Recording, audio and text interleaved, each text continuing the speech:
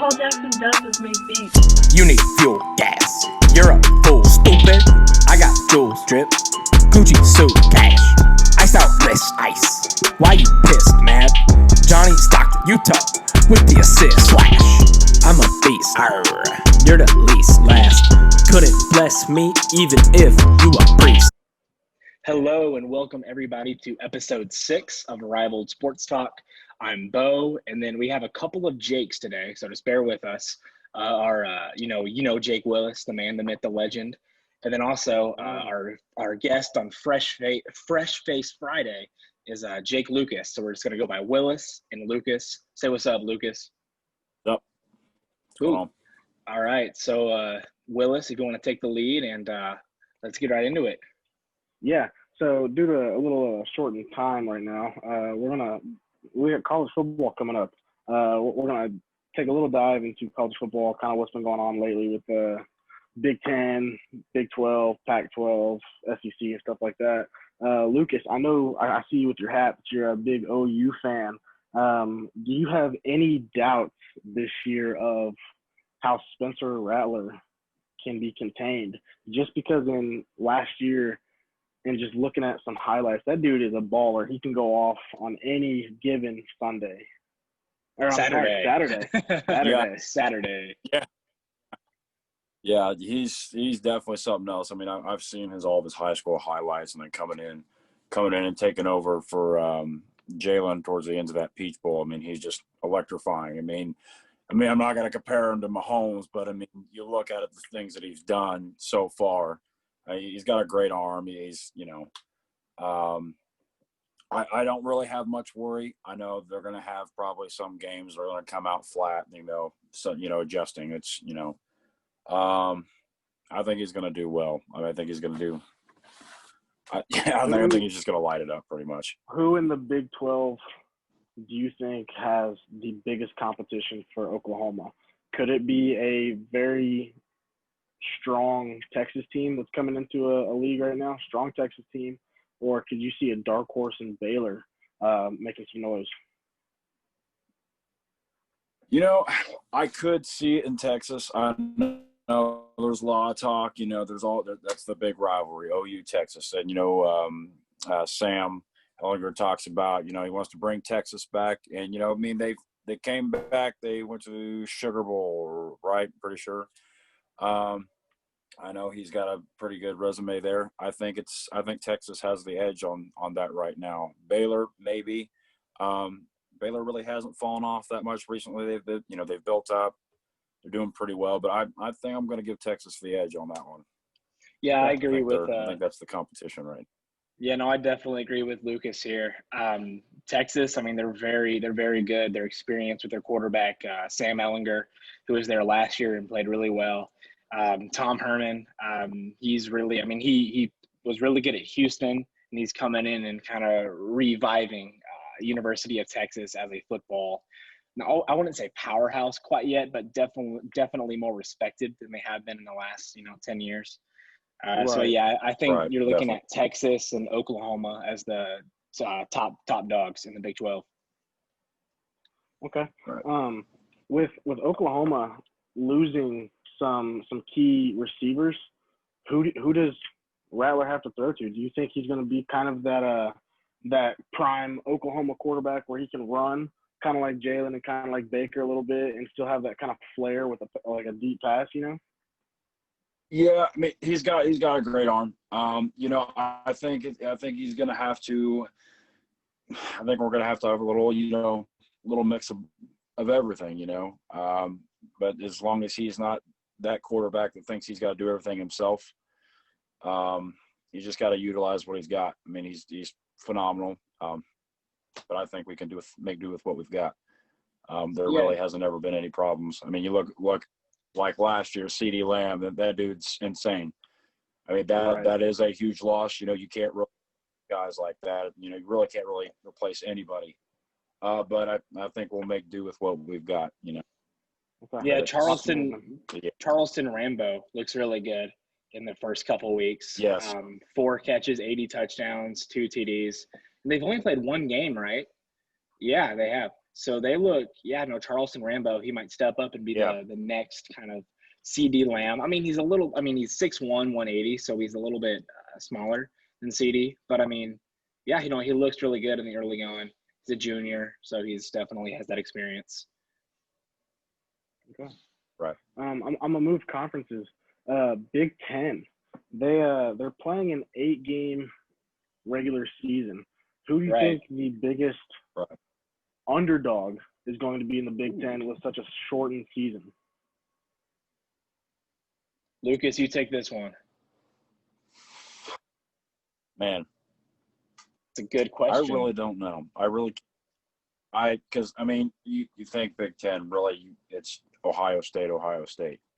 Right. I really that right now. I don't know. I don't have an answer for that.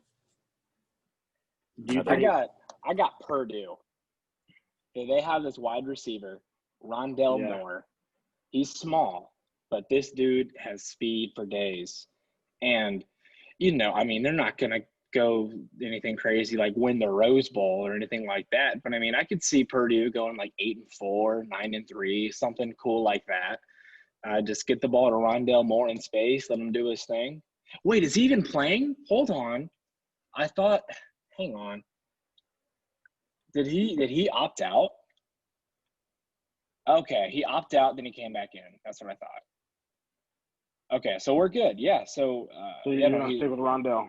Yep, but so Purdue, Rondell Moore, going to lead them to a good season. Okay. Now, Lucas, I know you said that whenever you think Big Ten, you just think Ohio State. How do you think Ohio State is actually going to do this year, coming into a shortened season Big Ten conference play? Do you think they'll come out on top and make a bowl game like how they do every year right now? Yeah, I honestly think they do. I think the shortened schedule situation is probably an edge on their hand.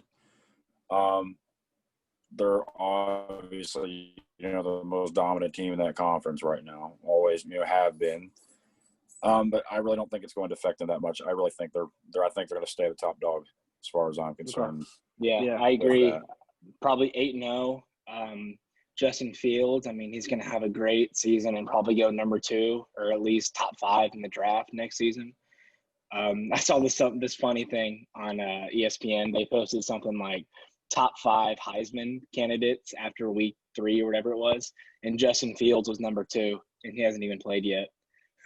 Wow. But he has time, to get up past Trevor and some of the other guys on that list.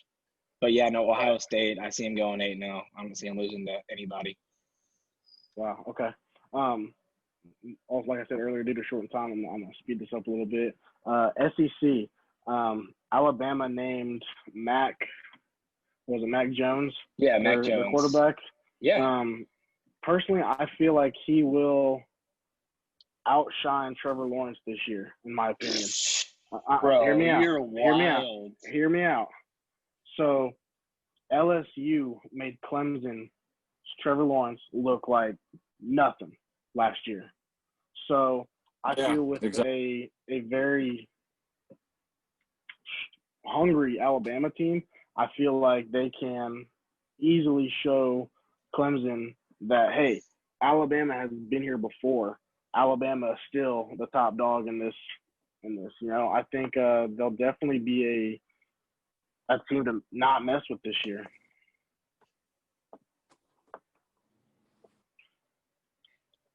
Yeah, Mac Jones, he's good, but he's a typical Alabama quarterback. Because, usually with Alabama quarterbacks, they come in, they win a lot of games, but they don't do too much at the next level. Like Blake Sims, Jake Coker, the last few guys. Jalen Hurts and Tua Tagovailoa, they're kind of outliers because usually Alabama produces running backs and defensive linemen and wide receivers. You don't really think of Alabama being a quarterback school. But yeah, Mac Jones, he'll do fine. Like he's not gonna go crazy, but he'll do fine. Kind of like how Jake Coker and Blake Sims did. Whatever. Right. They played like 2013 and 2015, Dude, whatever. I'll be honest. You could say the same thing about A.J. McCarron, Agreed. That was years ago, you know. Right. So Right. I definitely agree with you on that aspect. I just feel I'm not an Alabama fan, obviously. I just feel that Trevor Lawrence is just gonna get outshined this year by someone else, some underdog like Mac Jones who redshirted his first 2 years. Yeah. So I just think Mac Jones might have that stronger mentality going into the shortened season. Like, hey, this is what I can do, and go out and prove it. You know. Yeah. For sure. Let's see. You think Alabama makes the BCS? The BCS? What year are you in, homie? the college football championship. Oh, playoff. Yeah, whatever. Yeah, whatever. Yeah, but Yeah. yeah. You go ahead, Lucas. Yeah, I don't see Alabama not being in a play. I mean that's kind of like I don't know how to It's like death, put it, taxes, yeah. and Alabama being in the playoffs. Yeah. Yeah. I mean, I think, of course, we really don't know what's going to lie ahead for us in the future when it comes to that time. But I think it'll probably be Clemson, Alabama, Oklahoma. And then there's always that number 4 dark horse team, you know, that just comes out of nowhere. I mean, you look in the past, they had Michigan State, Washington. I mean, right. But you go ahead. So Lucas, I'm gonna relay off what you just said with a dark horse team. The past couple of years, the University of Central Florida has said they're the national champion, being 13-0, whatever. Do you think they deserve a chance in the playoff game to get a bowl game? I mean, like a genuine bowl game, you know? I think that one year that they did go undefeated, I would honestly have to say they should have taken that number 4 spot at the time. I mean, they were pretty dominant that year. If they can maintain the same speed they've been going from that time, yeah, maybe give them a shot. But looking at, you know, their competition, you got, especially with Clemson and if Alabama's in it, we don't really stand a chance, you know. But, you know, it's worth a shot, you know, just see what they got. So, yeah, that's all I really got. The American Athletic Conference is becoming a lot more respected than it has in the years past, just based on how the teams have fared in their bowl games. Because usually, I mean, it's them facing off against an SEC team. And then remember, we saw them take down Auburn. You know, so I mean, yes, but I think it may be a couple of years away before the AAC kind of gets the same recognition as the Big 12 and Big 10 and other places like that, or other conferences. But yeah, no, they're doing something special in UCF, the alma mater of Blake Bortles. That's right. So, yeah. So, I mean, I would like to see them in the playoff some point in the near future for sure while they're still hot. Right. So I'm going to hit on one more conference real quick, the ACC. How do you think ACC conference does this year? You got Duke, you got Notre Dame is in there that year. Notre Dame, yeah. So how do you think ACC does this year in college football? Any of you? You go, Lucas. Yeah, I'm really not quite sure. I think Duke's what are your predictions then? What are your predictions then? Who do you think starts out hot? Who do you think finishes hot? And who do you think just has a bland, mediocre year?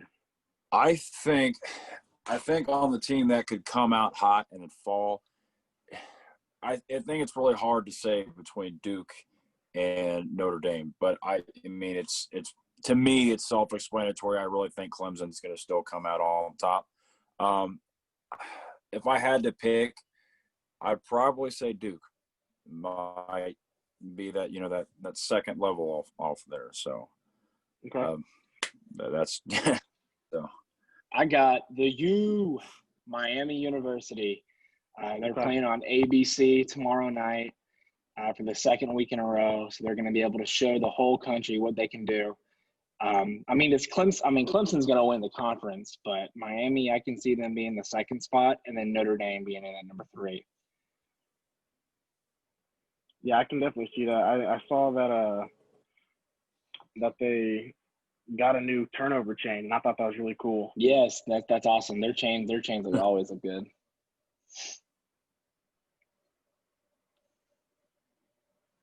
All right, so what's next, Mr. Willis?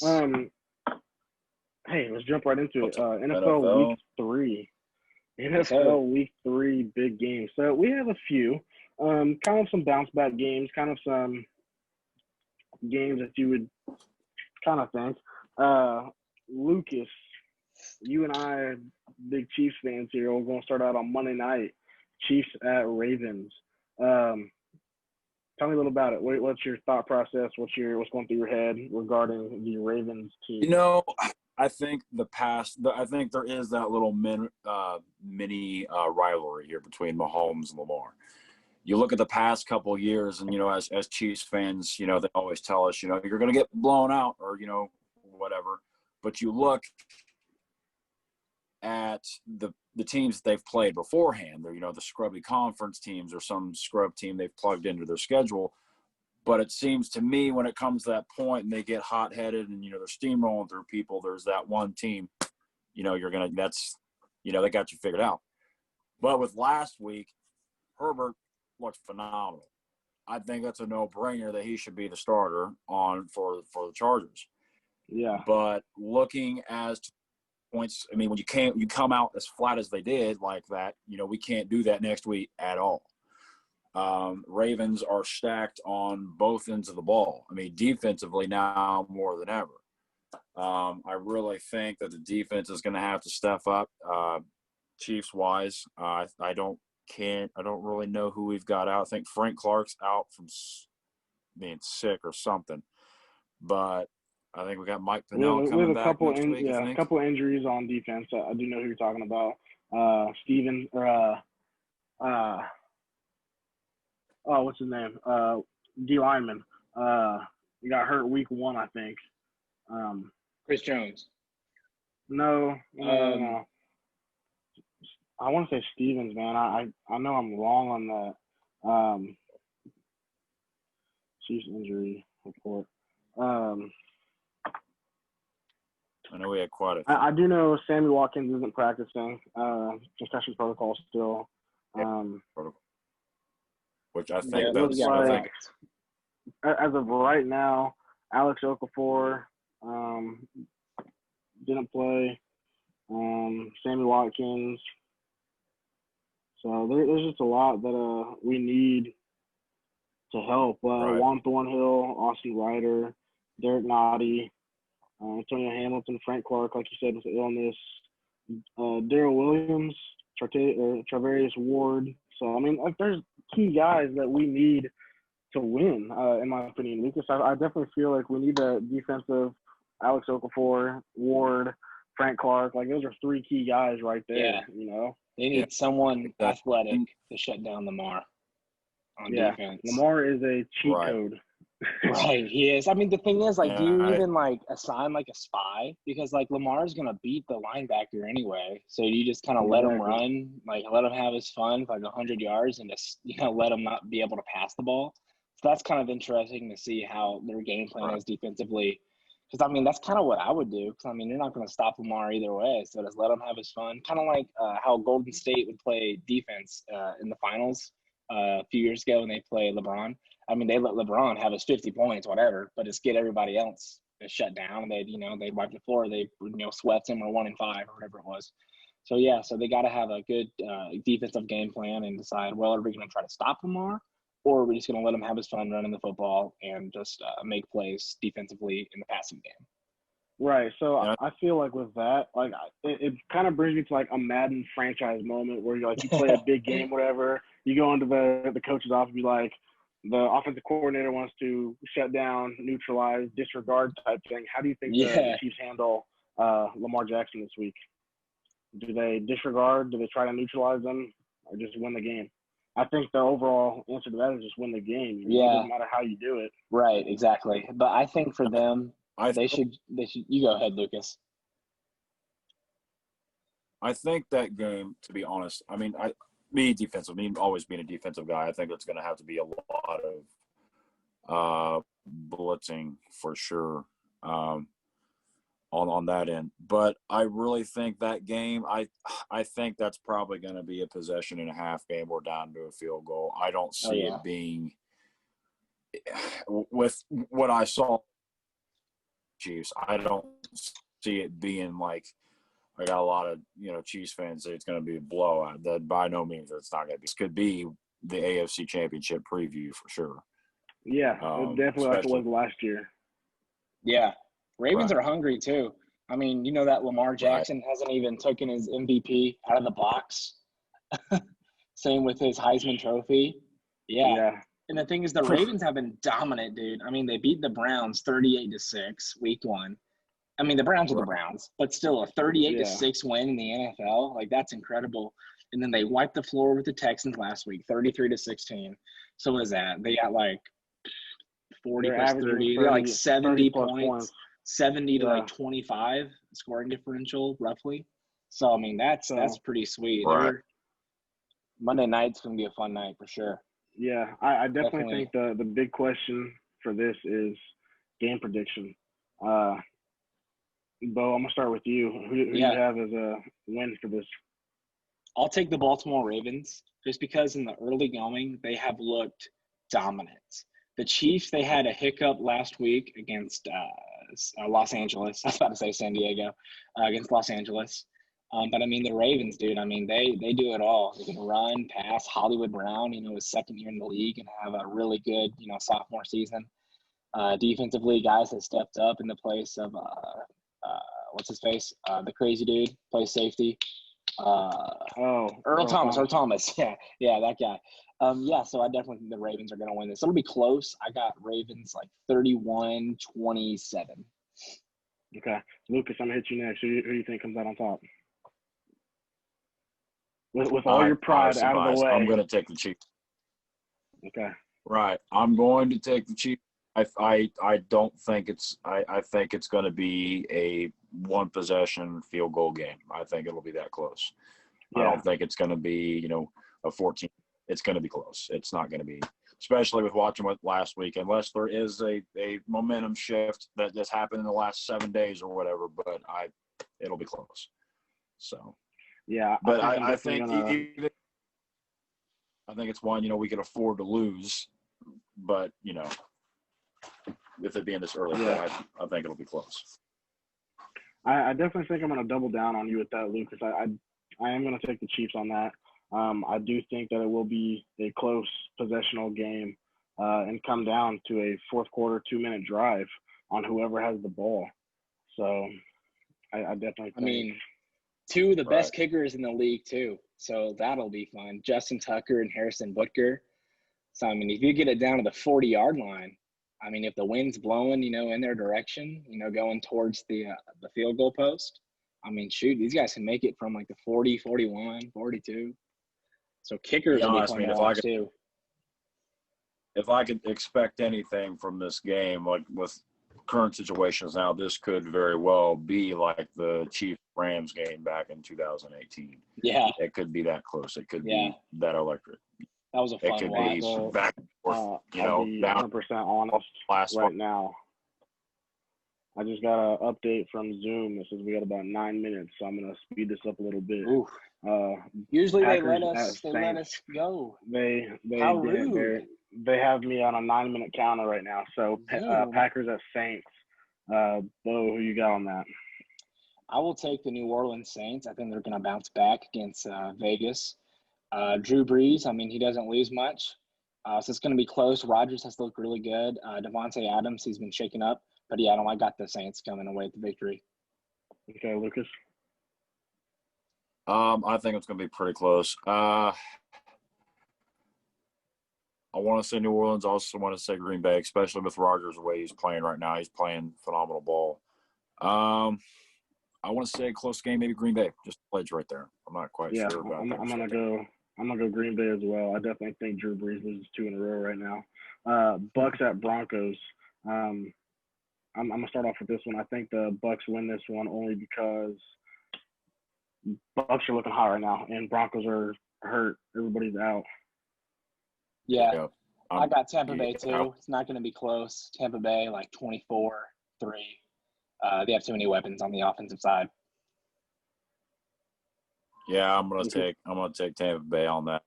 I think it'll be a blowout, probably. I think so. Perfect. Yeah.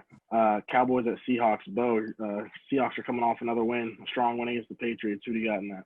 As long as I love my Dallas Cowboys, it's got to be the Seattle Seahawks. Russell Wilson is playing out of his mind. The Cowboys got an early Christmas present last week from the Atlanta Falcons. Seahawks got this one in the bag. It'll be like 28-17, something like that. Okay. Lucas. Yeah, I'm Seattle right now. I mean, like you said, Russ is playing out of his mind right now. I think right now that's definitely an early MVP candidate on his table right now. He's basically playing right into the prime right now. He's playing excellent ball, better than he ever has right now. We'll see how that maintains down as the season goes, but I think Seattle's got this one by a mile. Definitely agree with that. Next one, Texans at Steelers. I'll start this one coming from Texans right now. I think Texans is definitely lacking a lot of momentum right now. I'm taking Pittsburgh Steelers. Yeah, I agree. I got Steelers. Houston, they're not going to have as much confidence, coming off 2 losses where they haven't looked like themselves from last year. They're missing D-Hop. I got Steelers. I'm taking Steelers on that one. Rams at Bills. Bills are looking really hot in the AFC East right now. Rams are looking not so good in the NFC. Who we got? I got the Rams. I mean, they're 2-0. They look pretty good.